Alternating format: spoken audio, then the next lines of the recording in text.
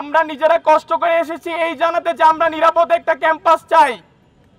আমরা ক্যাম্পাসে নিরাপদ ফিল করছিলাম না। আমরা নিজেরা পুলিশ থেকে ক্যাম্পাসের ভিতর বাস ঢুকিয়ে নিজেদের অর্থায়নের টাকা উঠিয়ে তারপর আমরা এখানে এসে উপস্থিত হয়েছি এই ভেবে যে মাননীয় প্রধান উপদেষ্টা আমাদের দাবিটা মেনে নেবেন, আমাদের ক্যাম্পাসটা নিরাপদ করে দিবেন যেন আমরা সেখানে পড়াশোনা করতে পারি, আমাদের বাবা মা আমাদের সেখানে পাঠায় যেন আমরা নিরাপদে থাকতে পারি। আমরা দামদার কোপ খেতে সেখানে যাই না, আমরা গুলি খেতে সেখানে যাই না। জুলাই আন্দোলনের পরে এই প্রথমবার, আই রিপিট, এই প্রথমবার ছাত্র জনতার উপর কোনো ক্যাম্পাস এমন ভাবে গুলি করা হয়।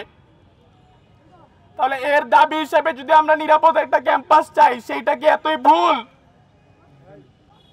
আমরা আজকে এখানে এসেছি এই ভেবে যে আমরা প্রধান উপদেষ্টা বরাবর স্মারকলিপি প্রেরণ করব, সামনাসামনি ওনার সাথে কথা বলতে চাই এই ভেবে যে উনি অতি সত্বর আমাদের কুয়েট ক্যাম্পাসকে নিরাপদ একটি জায়গা করে দিবেন যেন আমরা পড়াশোনা শুরু করতে পারি।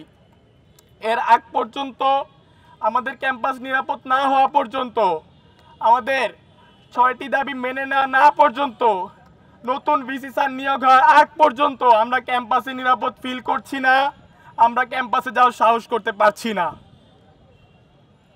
আমাদের মধ্য থেকে একটি দল এখন যাবে প্রধান উপদেষ্টার বাসভবনে, সেখানে গিয়ে স্মারকলিপি জমা দিবে, জমা দিয়ে ফিরে এসে পরবর্তী প্রেস ব্রিফিং করবে। এবং আমি উল্লেখ করে বলতে চাই, আমরা এখানে আসার সময় রমনা থানা থেকে আমাদের সাথে যোগাযোগ করা হয়েছে, তারা বলেছে আপনারা শহীদ মিনারে অবস্থান করুন।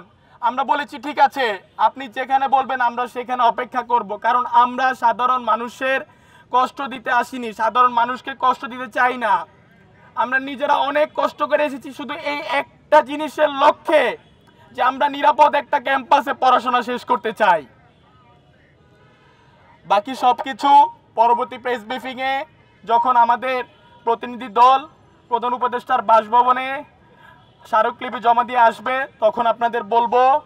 আজকের এখন পর্যন্ত এখানে আসা এবং এখান থেকে আমাদের পরবর্তী যেটুকু আপনাদের জানা দরকার ছিল সব কিছু আমি বলার চেষ্টা করেছি। আপনাদের যদি কোনো প্রশ্ন থাকে আপনারা করতে পারেন।